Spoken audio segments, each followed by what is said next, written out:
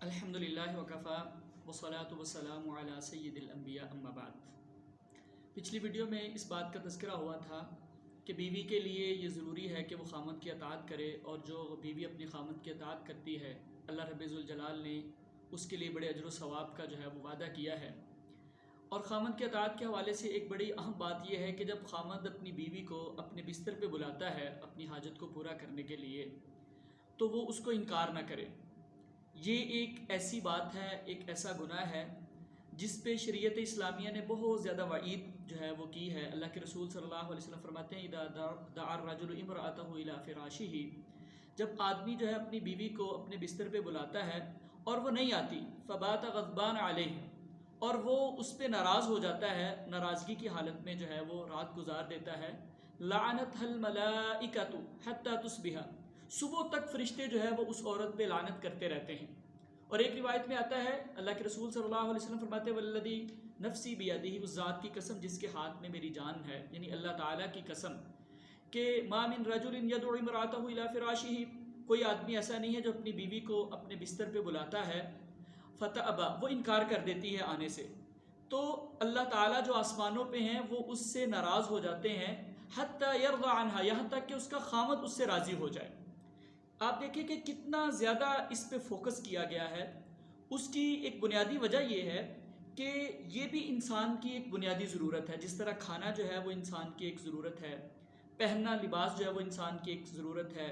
اپنی پیاس کو ختم کرنے کے لیے پانی پینا انسان کی ایک ضرورت ہے، اسی طرح یہ بھی انسان کی ایک ضرورت ہے۔ اور باقی جو ضروریات ہوتی ہیں نا انسان کی، وہ خامند کھانا اس کو بیوی نہیں بنا کے دیتی اگر کسی وجہ سے، تو وہ خود بھی بنا لیتا ہے، اگر اس کو نہیں بنانا آتا تو وہ بازار سے پرچیز کر کے بھی کھا سکتا ہے۔ پانی اس کا انتظام اگر اس کے پاس نہیں ہے تو وہ اس کو پرچیز بھی کر سکتا ہے، لیکن اس ضرورت کو وہ اپنے گھر سے باہر پورا نہیں کر سکتا، اس ضرورت کے لیے وہ گناہ کا راستہ اختیار نہیں کر سکتا۔ اگر اس کی یہ ضرورت گھر سے پوری نہیں ہوگی تو اس کے سامنے پھر کیا راستہ رہ جاتا ہے؟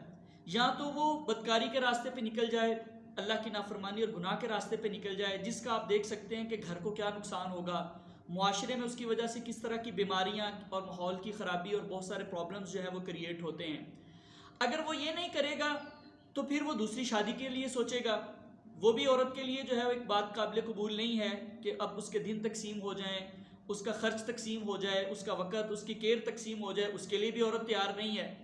یا پھر تیسری بات یہ ہے کہ اس کے پاس اگر کوئی چارہ نہیں ہے تو وہ مختلف قسم کی وہ بیماریوں کا شکار ہو جائے گا، نفسیاتی طور پہ، جسمانی طور پہ۔ آپ یہ جو اکثر دیکھتے ہیں نا کہ خواتین شکوہ کرتی ہیں کہ جی میرا خامند وہ چھوٹی چھوٹی بات پہ ناراض ہو جاتا ہے، شاؤٹ کرتا ہے، وہ بچوں کے ساتھ جھگڑتا ہے، اس میں چڑچڑا پن آ گیا ہے۔ تو آپ ایسے کیسز کو انالائز کریں نا تو اس میں موسٹلی میں ایک بنیادی وجہ، صرف میں یہ نہیں کہہ رہا کہ صرف یہی ایک وجہ ہوتی ہے، لیکن ایک بڑی بنیادی وجہ وہ یہ پرابلم بھی ہوتا ہے۔ تو اس چیز کے نقصانات چونکہ بہت زیادہ ہیں، اس لیے وہ شریعت نے، اللہ رب ذوالجلال نے، پیغمبر علیہ السلام نے اس بات پہ بہت زیادہ فوکس کیا ہے کہ بیوی وہ خامند کی بات کا انکار نہ کرے۔ ہاں، یہاں پہ ایک بات یہ بھی سمجھنے والی ہے کہ چونکہ خامند کو بھی بیوی کے ساتھ عاشروہن بالمعروف، ایک اچھے طریقے سے زندگی گزارنے کا حکم دیا گیا ہے، ان کے ساتھ حسن سلوک کا حکم دیا گیا ہے۔ اب حسن سلوک یہ تو نہیں ہے نا کہ خامند وہ اس کی نفسیاتی یا جسمانی کیفیات اور ضروریات اس کو بالکل ہی نظر انداز کر دے، یا وہ اس کو بلا وجہ تنگ کرنے کی کوشش کرے۔ تو بیوی کے ساتھ حسن سلوک کرنے کا اور اچھے طریقے سے، معروف طریقے سے گزارا کرنے کا حکم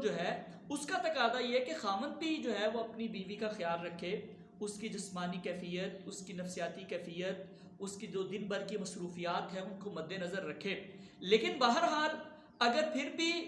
وہ اس کی حاجت ہے، اس کی ضرورت ہے، اور چونکہ آج کل کے معاشرے کے اندر جب انسان نکلتا ہے تو اس کے سامنے بے شمار بے حیائی کے مناظر آتے ہیں۔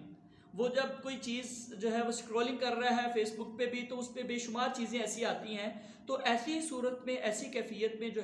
وہ اور زیادہ یہ ضرورت انسان کے لیے بڑھ جاتی ہے۔ تو جب مرد کی ضرورت ہے تو پھر فائنل وہ بیوی کو سیکریفائز کرنا ہوگا۔ ہاں، پھر کچھ لوگ یہ کہتے ہیں کہ جی دیکھیں آپ تو اس کو بالکل آپ مجبور بنا دیا اس کو، بھی وہ مجبور نہیں ہے۔ دیکھیں وہ اس کے لیے محنت کرتا ہے، باہر نکلتا ہے اور گرم سرد موسم جو ہے اس کو برداشت کرتا ہے، اس کے لیے کما کے لاتا ہے، بہت سارے لوگوں کی باتیں سنتا ہے اپنی بیوی کے اخراجات پورے کرنے کے لیے. اب وہ اگر اس کے لیے یہ ضرورت بھی اس کی پوری نہیں کر سکتی، اس کے لیے ٹائم سپیئر نہیں کر سکتی، اپنی نفسیات کو کنٹرول نہیں کر سکتی، تو پھر دوسری بات یہ ہے کہ اگر وہ بالکل ہی تنگ ہے، اس کو لگتا ہے کہ جی میرا اس کیفیت میں بالکل گزارا نہیں ہے، تو اس کے دوسری شادی کی اجازت دے دے. اگر وہ یہ بھی نہیں دینا چاہتی تو پھر اس کے لیے خلا کا آپشن بھی تو شریعت نے رکھا ہے. تو یہ بیسیکلی کانسینٹ کے ساتھ جو ہے وہ اس چیز کو ایکسیپٹ کرتی ہے کہ میں شادی کا جو ایک کانسینٹ ہوتا ہے اس میں ایک بنیادی چیز یہ ہوتی ہے کہ میں اس کی ضرورت کو جو ہے وہ پورا کروں. ہمارے ہاں اس چیز کو بڑا نا ہائی لائٹ کیا جاتا ہے کہ جی دیکھیں یہ تو عورتوں کے حقوق پہ ڈاکہ ڈال دیا گیا ہے، اس کو نا میریٹل ریپ کا نام دے دیا گیا ہے. آپ یعنی تصور کریں کہ اس کو کتنا برا بنا کے پیش کیا جا رہا ہے کہ خاوند جو ہے وہ اپنی مرضی اس معاملے میں نہ کرے، اس کو کہتے ہیں کہ یہ میریٹل ریپ ہے.